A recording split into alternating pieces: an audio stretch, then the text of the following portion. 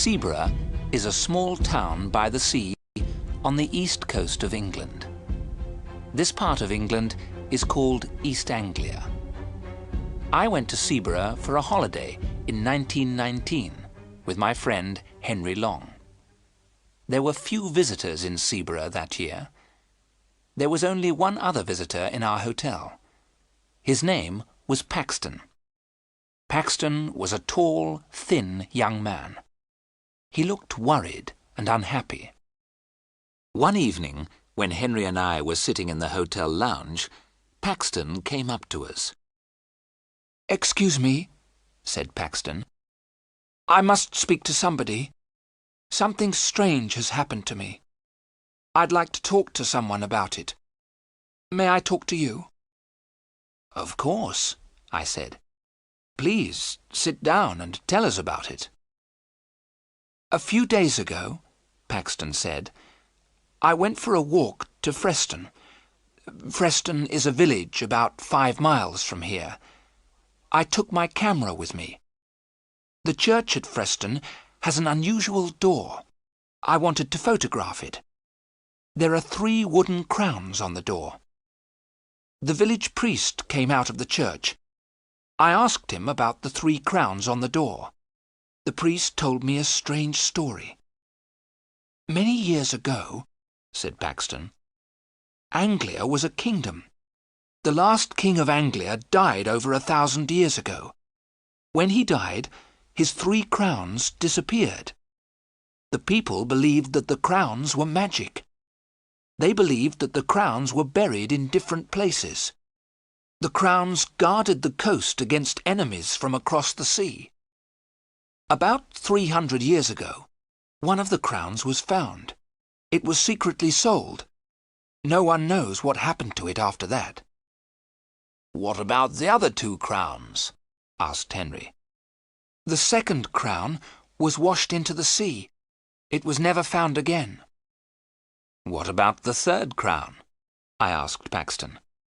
"Was it ever found?" "I'll tell you about that," answered Paxton. "There was a family here called Ager. The people believed that the Agers were guardians of the 3rd crown. The last Ager died a year ago, in 1918. He had no children. I found his grave in the churchyard. I wrote down what was written on the gravestone.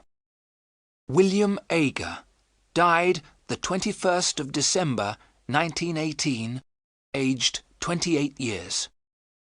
Later, I went to the bookshop in Freston. By chance, I found an old book dated 1740. Inside it were some lines of poetry. "Nathaniel Ager is my name. I own the hill above the sand. All Ager's duty is the same, to guard the crown that guards the land. When I am dead and in my grave, and all my bones are rotten, my sons shall keep my name alive. It shall not be forgotten." The picture sequence from the cinema has finished. You can look at it once more if you want. I bought the book and walked back towards Seaburgh. I found the house where William Ager had lived. The house is halfway between Freston and Seaburgh. Above the house is a small hill. There is a circle of trees on top. I knew that this was the place. "The place for what?" I asked. Henry and I were becoming tired of this long story. "The place where the crown was buried," said Paxton. "And did you find this crown?" I asked in a tired voice. Paxton's answer surprised us both. "I have it in my room," he said. "Come and see it, then you'll believe me." Henry and I did not believe him. We thought that Paxton was not telling the truth. But we stood up and followed him. Paxton led us to his room. He opened a suitcase. Inside the suitcase was something wrapped in newspapers. He unwrapped the newspapers. There was a crown. The crown was made of silver. It was a circle of metal with 4 jewels. I put out my hand to touch it. "Don't touch it!" Paxton cried, and held the crown away from us. "Why not?" I asked in surprise. "We won't take it from you." "I'm sorry," said Paxton. "It's because—" He looked round the room in a strange way. "Since I took the crown, I haven't been alone." "You haven't been alone?" Henry said. "What do you mean?" Then Paxton told us more of his story. "After I'd been to Aga's house, I came back here. I got a spade and a lantern. When it was dark, I went back to the hill above the house. I started to dig a hole at the top of the hill, in the centre of the circle of trees. As I was digging," Paxton went on, "I was sure someone was watching me. Once I thought I saw someone, but I wasn't sure. The person was always behind me. Once I felt someone pulling my coat. But then I found the crown. At that moment I heard a terrible cry behind me." "Who cried out?" I asked. "I couldn't see anyone," Paxton answered. "But I think I know." He pointed to a book on a table beside the bed. "Every time I come back to my room, the old book is open." I looked at the table. The old book was open at the first page. I saw the name, William Aga, 1890. "So you think that William Aga is following you?" I said. "But William Aga is dead." "It's the ghost of William Aga," said Paxton. "He won't leave me alone. He wants the crown, but he isn't strong enough to take it from me." "And what will you do with the crown?" I asked. "I'm going to put it back," said Paxton. "If you put it back, will William Aga's ghost leave you alone?" I asked. "I don't know," said Paxton, "but I must try." I saw that Paxton was very, very frightened. "Then we shall help you put it back tonight," I said. As I spoke, a shadow moved in the room. Paxton saw it and looked terrified. The picture sequence from the cinema has finished. You can look at it once more if you want. That night, as we left the hotel together, I spoke to the hotel porter. "It's a warm night," I said. "We're going for a walk. We may be back very late." "I'll wait for you, sir," said the porter. "I won't lock the front door until you return. The other gentleman isn't staying in the hotel, is he?" "What other gentleman?" I asked. "The gentleman who's with Mr. Paxton," said the porter. "No," I replied quickly. I did not tell the others what the porter had said, but I had seen it too. When the three of us were together, I thought I saw another person in the room with us. It took us half an hour to walk to William Aga's house. The road went along beside the beach. The beach was a lonely place at night. We saw the hill above the beach. The sea was calm. The moon was shining behind the trees on the hill. We climbed to the top of the hill. We had forgotten to bring a spade. Paxton did not care. He began to dig with his hands. As soon as he had dug the hole, Paxton put the crown in it. He covered the crown with earth. "It's back," he said in a loud voice. "Will you leave me in peace now, William Aga?"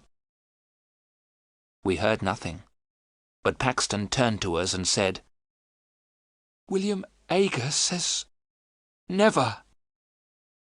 We took Paxton back to the hotel. He walked in silence, looking down at the ground. "Don't worry," I said. "Everything will be all right tomorrow. We'll put you on a train to London. As soon as you're on the train, you'll forget all about this." "He'll never let me go," Paxton said. The picture sequence from the cinema has finished. You can look at it once more if you want.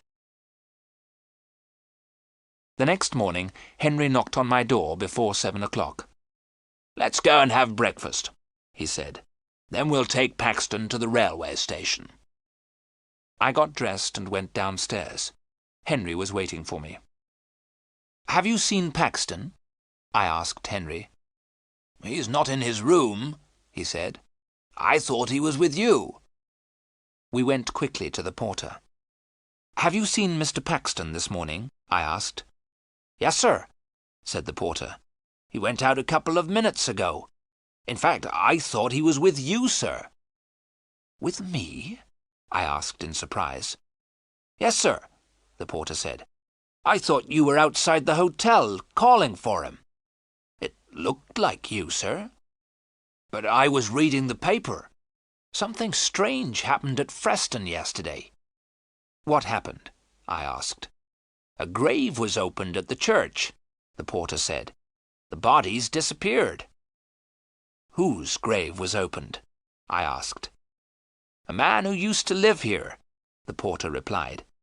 "A strange man called William Ager." Henry and I ran outside. Paxton was on the beach. He was walking quickly and waving to someone. We could not see who he was waving to. There was a thick mist coming from the sea. As we ran after Paxton, the mist became thicker. In a few seconds, we could not see Paxton, but we saw his footprints in the wet sand. The marks of his shoes were clear. There were other marks in the sand. They were made by someone who was not wearing shoes. The marks were strange. They were the shape of feet, but they were feet without flesh, only bone. We called Paxton's name. We thought we heard Paxton call our names. Then we heard a long and horrible scream. I shall never forget the sound of that scream in the mist.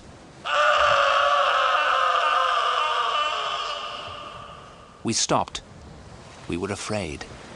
We did not want to meet the creature that Paxton had met. We both knew that Paxton was dead. We walked forward slowly. A few yards away, we found Paxton's body. His mouth was full of sand and stones. His neck was broken. We heard a strange laugh in the mist. It was not the laugh of a living man. Henry and I were terribly afraid.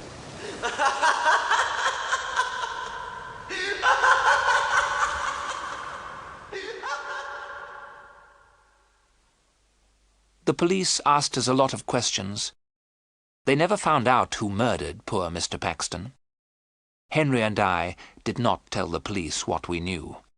They would not have believed us. Henry and I did not go back to look for the crown of Anglia. The crown is safe. We did not want to meet the ghost of the guardian, William Ager.